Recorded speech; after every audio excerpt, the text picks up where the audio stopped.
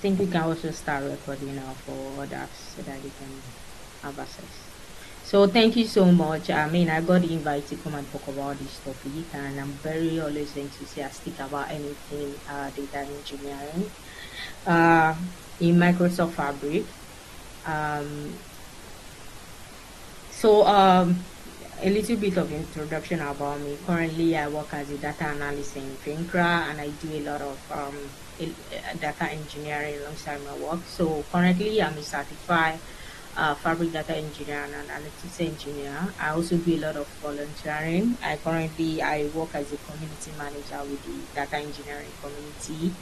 Outside of this, I also I do a lot of technical writing. I love teaching, and I have a blog both on LinkedIn, and you literally find me talk about modern data stacks. And outside all of this bubble, I do enjoy art and photography and also good music. So you can actually connect with me LinkedIn or Twitter, Musili Adebayo, on Twitter, Musili_Adebayo.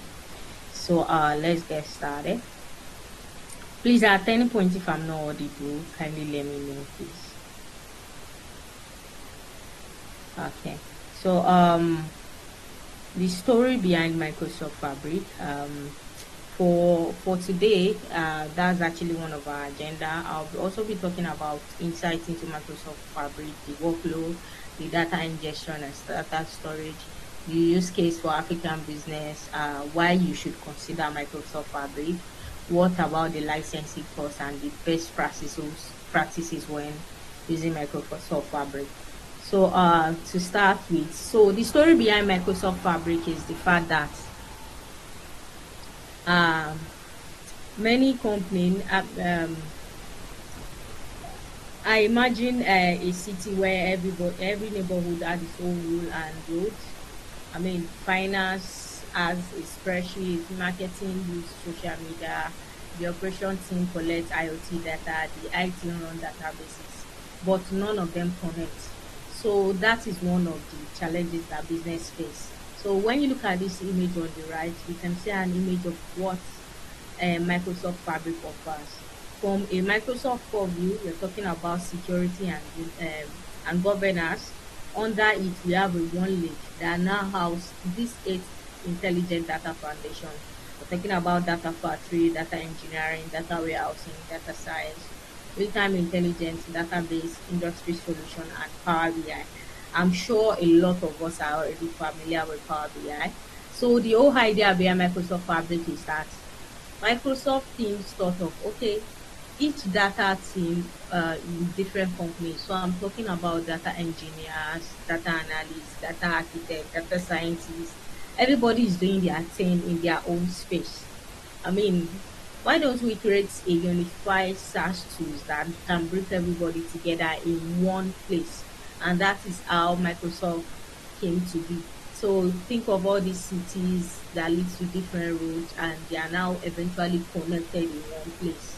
So you can find all of these people there, like I mentioned, data engineer, data analyst, and Microsoft Fabric serves as this central hub for everybody to start working on their projects, analytical skills, ML engineering.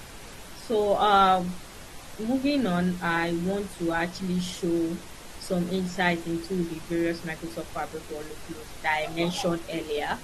So we have the data factory. So for data factory, this is actually similar to the Azure data factory. If you are familiar with Azure at all, so a little bit of if you are familiar with Azure, I think you would not struggle with Microsoft Fabric. So for the data factory aspect of it, you are able to do integrations and pipeline using ETL and ELT process to get data across multiple sources. So ELT and ELT means extract, transform, and load, or extract, load before you transform. So another part of this is data engineering. So you are able to build and manage scalable infrastructure using Lakehouse, Notebook, and SparkJob. All of these are within Microsoft Fabric. Then in Microsoft Fabric, we have a data warehouse. A data warehouse is like a rate at which everything we do nowadays is being backed by data. We have the likes of ChatGPT. So all of these tools use a lot of real-time intelligence, collecting information from different data sources real time to provide information. So we have streaming for IoT data, fintech fraud detection, and some telecom company making use of this real-time intelligence in Microsoft Fabric. Then next is the databases. So if I don't know if anyone is familiar with MS SQL before. So what this does is the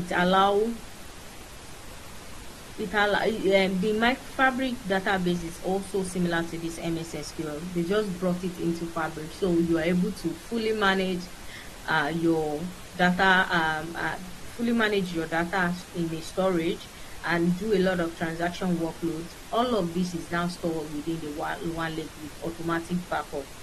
Sorry, let me go back. So for industry solutions, which is also available within Microsoft Fabric, you are able to build healthcare. You have Microsoft make it available for you to leverage healthcare, retail, and sustainability template that is already available. So if you are in any of this industry, you are able to quickly leverage Microsoft Fabric for your different tasks at work.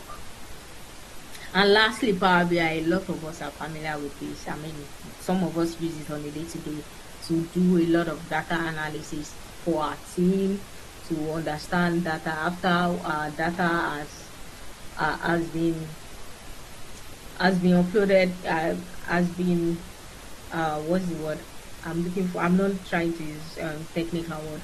When our data is coming down from the upstream analysis to downstream analysis. So Power BI is the tool for data visualization for insights. So within Microsoft Fabric, we have some data ingestion too. So I'm basically saying, so I cannot get my data into Microsoft Fabric. So there's this buzz around Microsoft Fabric. How can I get my data? I have all of this listed as one of the ways you can get data into Microsoft Fabric. You can get data into Microsoft Fabric. You can transform it all within Microsoft Fabric. So one of the popular one that you know is just to use a local upload. You just click on upload. Maybe you have a Excel file. You click on it and voila, your data can be uploaded into Microsoft Fabric. Another one is Apache Spark. You are able to transform this uploaded data either with notebook or Spark job and start having a clean and transformed data for your analytics. Another one is stream real-time event.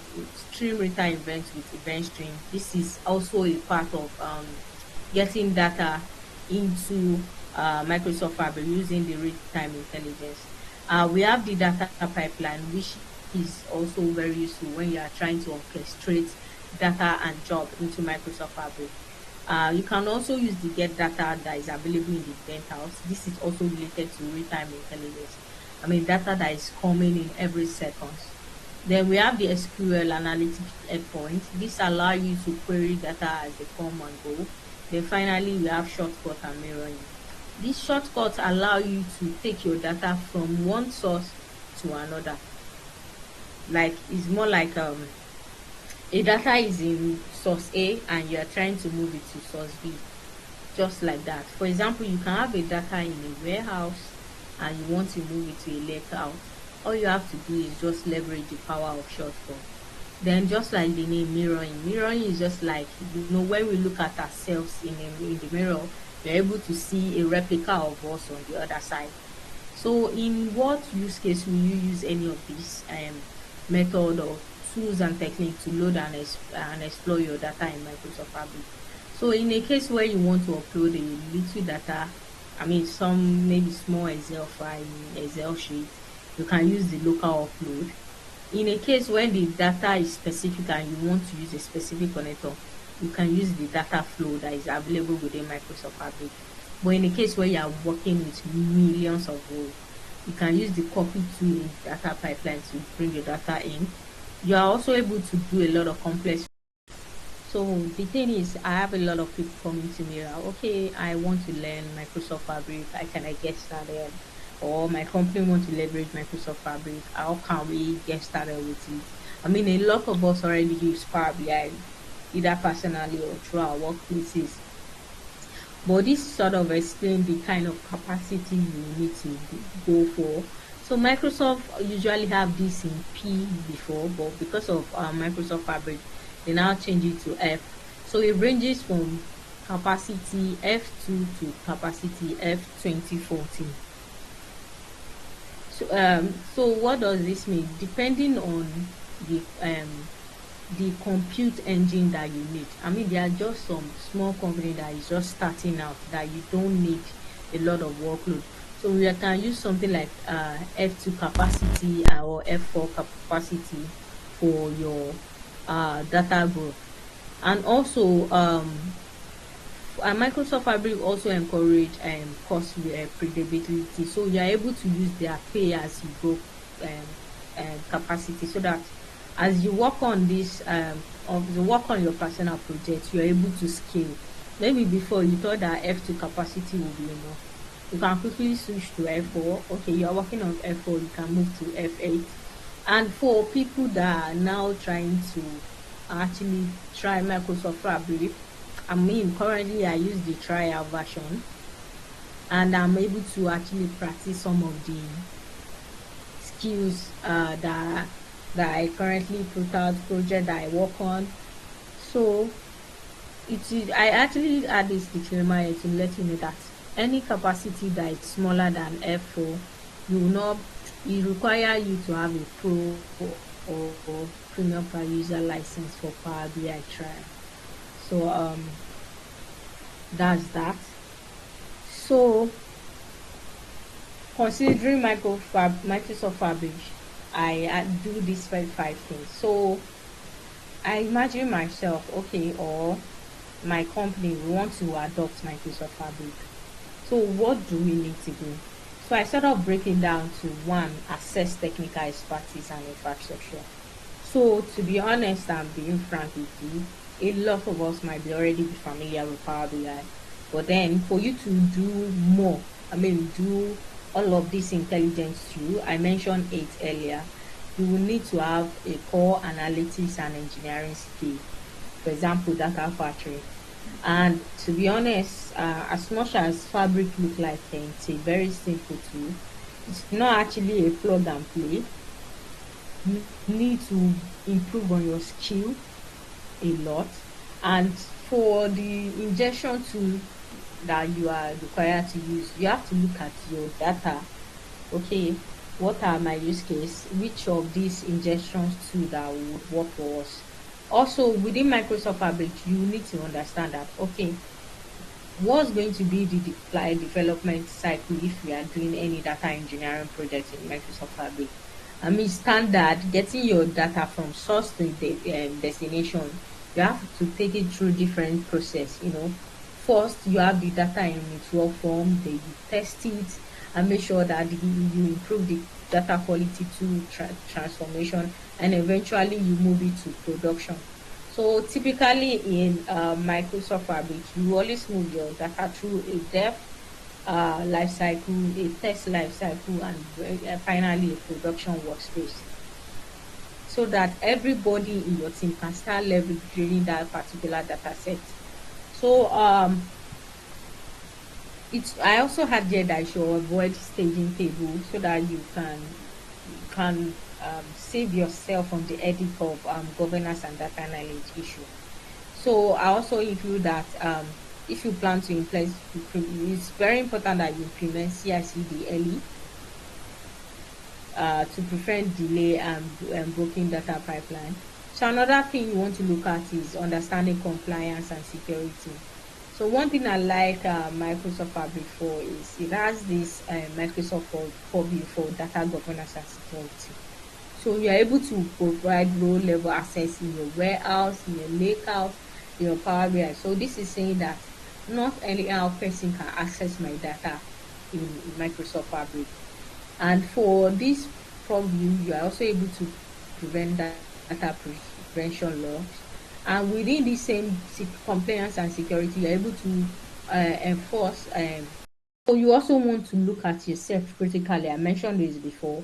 Uh, how do I navigate pricing and capacity? Right. So you like I mentioned, just use small capacity and leverage little compute then that you have. Then you can start with F2 and F4, like I mentioned. Then make sure that you're always monitoring your Microsoft Fabric using the capacity metric tool. And also, please leverage auto scaling, pause, and reserve pricing. So I'm not working right now. I can go and pause my Microsoft Fabric when and be like, okay, when I wake up tomorrow or next tomorrow, when I have another task to do, I can resume it. So that way you are saving costs and you are taking advantage of this capability within Microsoft Fabric. And lastly, how do I integrate Microsoft Fabric with other source?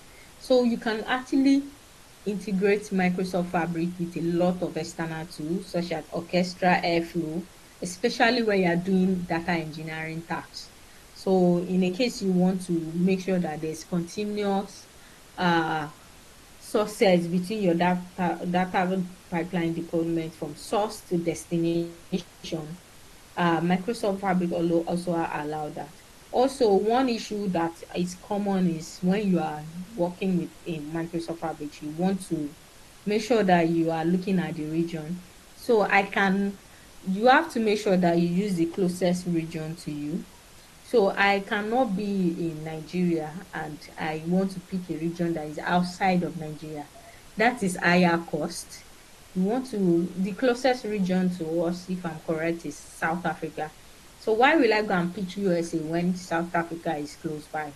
So these are the things I would rather consider and look before I start adopting Microsoft Fabric or think about using Microsoft Fabric in my workspace. So, so what are the use cases for African business? So I've worked, in literally all this industry. So let me start with transportation and logistics. So I once worked with an airline, even though it was an airline, we had all these small buses and car for officials, senior managers in the company. And we're always trying to track the mileage of the car, fuel usage. At that time, even before the old Microsoft Fabric bubble, I was using Power BI. And Power BI is also an intelligent tool within Microsoft Fabric. With that, I was tracking the fuel uplift. Same thing for route optimization. So for our airline, we want to make sure that when we go to Lagos to Abuja, we are maximizing that. So with that, we are also making sure that we are carrying enough cargo on the same airline. So with that, for all these three tasks, it's shocking and funny that even then, I was only using Power BI uh, um, to leverage my tax. So imagine now that there's so much more that Microsoft Fabric has offered. Also, I've worked in the retail and e-commerce sector. Yeah. So for this, we usually do a recommender system, and in this case, I would also leverage a little bit of Python and Power BI. And it's amazing how I can see how leveraging this thing can help us optimize our inventory, especially during peak season like back to school. December period is always crazy. Also, within this system, we are also able to do fraud prevention. We are able to detect fake transaction and bots in one marketplace. So, Microsoft Fabric generally, you can use it for in the educational sector. It's so easy for you to track student progressing on e-learning platform. In other industry like fintech, when you leverage the power of real-time intelligence, you are able to track fraud detection in seconds, personalized financial services, and in telecom, you are able to also quickly track churn rates and network optimization.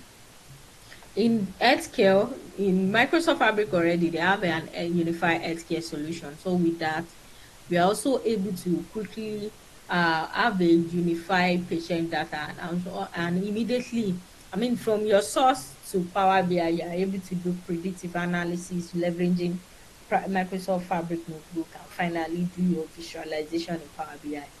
Then for the government to do. So Africa is at the start of data evolution. Microsoft Fabric give us a chance to leapfrog legacy system and build modern AI solution from the ground up.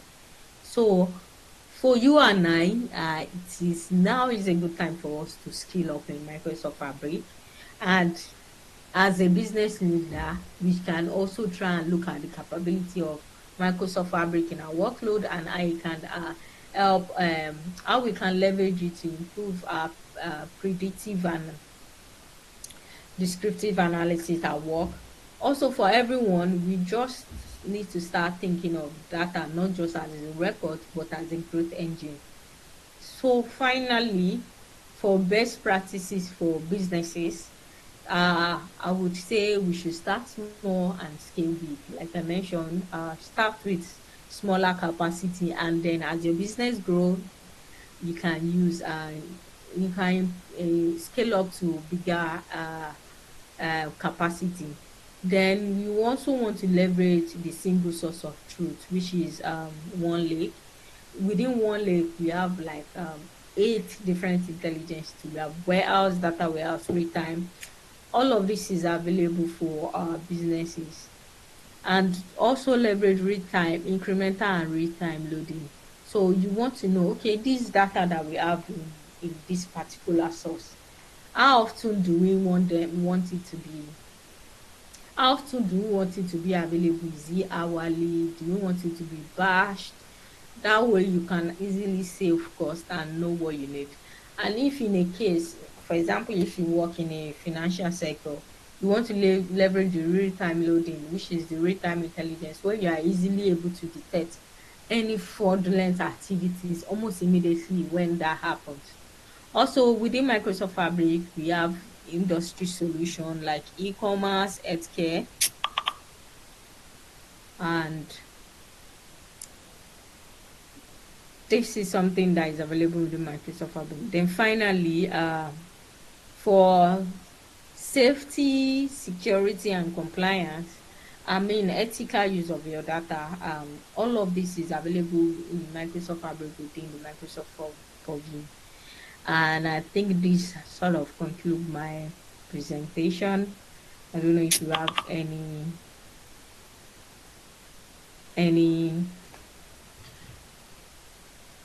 feedback. Thank Thank you so much. Thank you. Thank you. Any question for me? Please, if you have any question, you can just raise your hand and unmute your mic and speak. Okay, instructional. You have any question, you can just ask so we can proceed. But this is my own question. Okay.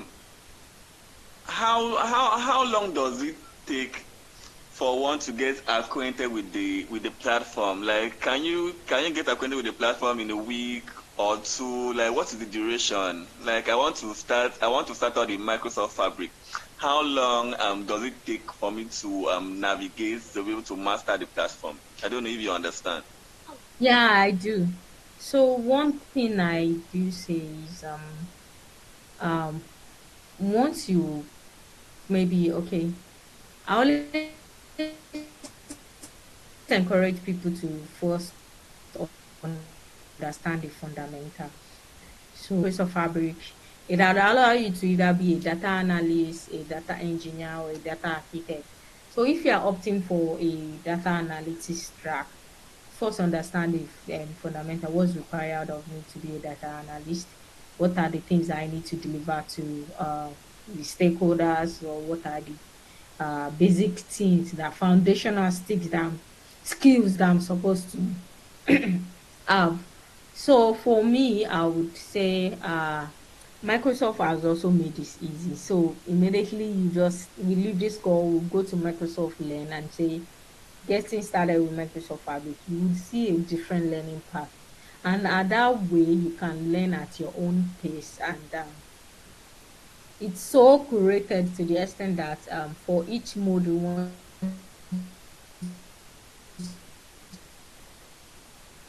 you complete it, you have, yeah. So I can say based on your determination, you can easily. Any other question?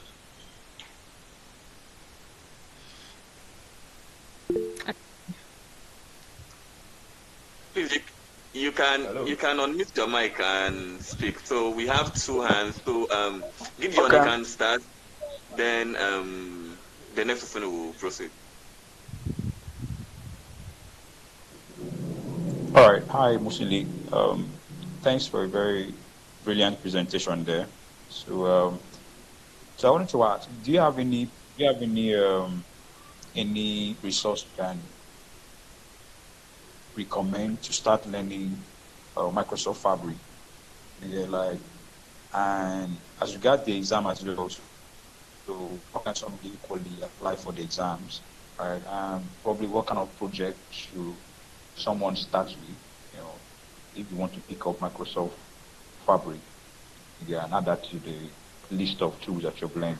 Yeah, thank you. Okay. So I think maybe I'll send this to the organizer later. And like I mentioned, Microsoft sort of made it easy. I mean, all you have to do is go to Microsoft Learn and click on Fabric Analytic Engineer, especially for the certification. It will take you through a process of learning from the basic up to every facet of all the intelligence within Microsoft Fabric. Personally, myself, I actually did create a guide, which I think I maybe share with the organizer to share with you guys later, and that's really been very helpful. But then I will also encourage that you use the guide that is provided by Microsoft Fabric, and from time to time they usually do webinar where you are able to also see a lot of live demo. And with this demo, they also recommend some projects that you can do. I mean, after you are done getting the certificate, you need to get your hands dirty. So I'll be sharing that and also encourage you to check Microsoft Learn.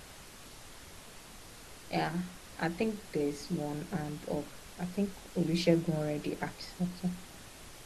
Okay, so good evening, Musili. Thank you very much for that insightful presentation. Okay, so my question is, what would you say that it's actually the difference between Microsoft Databricks and Fabrics in terms of usage? Okay, so because recently I am undergoing a training on Microsoft Databricks. Okay, so the same thing, you can ingest your data, build a pipeline, so do a lot of things. So uh, I'm actually a data scientist. Okay, so but you see that most of the jobs now they require, especially in the Nigerian environment, where most organizations are just adopting data. Okay, so they want to employ you as a data scientist, and at the same time you have that knowledge of helping them to build data pipeline processing and do some other things. So what actually the difference? Because at times it seems they do similar things. So if they actually do the similar things, why duplication? So I just need a clarification from that aspect. So I So have my question. yeah. I get what you're trying to communicate. So the thing is, I mean, from the beginning, I already mentioned that if you are familiar with some stuff in Azure, and when you use Azure, there's no way you will not use Databricks. I think Microsoft team thought of, okay, we have this Azure, and when people want to do some ML leverage notebook, they will go to Databricks. So they now thought, okay, why don't we, instead of partnering with database to get some stuff done, why don't we just create this unified solution within our own ecosystem where we do not have to have a third party like Databricks in our system. So that's how uh, Microsoft Fabric came to be. So what I would just encourage is nowadays there's just a lot of tools out there that there's so many tools like before you know you just start jumping around. So I think one thing I would emphasize is one should just know the fundamentals and in both Databricks, Microsoft Fabric. Then regarding the Nigerian employer asking you to have multiple skills, I mean, trust me, that is their thing. I have no power over that. But then I think if you're already familiar with database, Microsoft Fabric will just be like a walk in the park for you, to be honest. So, do we still have the last person? I saw somebody's hands up. I think they Do we? left. Okay, no problem. So, thank you so much. I hope all your questions have been answered. Do we still have any other question? So, thank you so much. Thank you for your presentation. That was really helpful. And for the resources, those that need the resources is going to be shared to me. Then I'm going to paste it on the group chat. So if you're on the group chat, you are sure to get those materials. So thank you so much, Musuli. Thank you so much for your presentation. And also thank you so much for finding time to join us here. Okay, so for the hackathon, remember this is Data Science Nigeria, and we are currently hearing from Data Science Nigeria Uyo, and we are going to be having a 1 week all expense paid boot camp in Lagos coming up soon. So I asked earlier if you have any question with respect to that event. So I'm going to ask again if you have any question with respect to the boot camp that is coming up in October. You can just quickly use 2 minutes and ask your question before we end the call. So if you have any other question with respect to the boot camp, you can just ask now. Do you have any question with respect to that?